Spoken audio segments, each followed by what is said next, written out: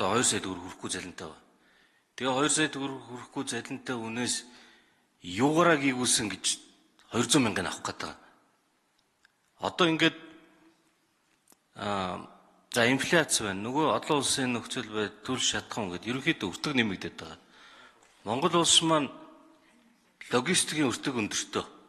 Олон улсын дунджаас 2 дахин өндөр өртөгтэй. Одоо энэ өртөг улам их нэмэгдэнэ.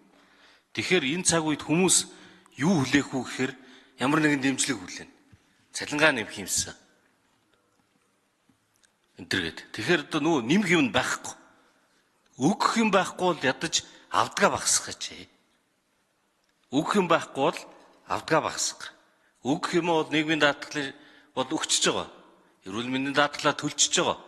Дээрээс нь инфляцийн зөрөөг төлж байгаа. Нөгөө логистикийн өртгийг төлж байгаа. Тэгэд цаана гарч байгаа энэ үр дүнд 2 сая гаруй хүн 11 их 80 төгрөгийн хэрэглээний зээлтэй. Эдгээр чинь зээлийн хүүг дийлхээ байж байна.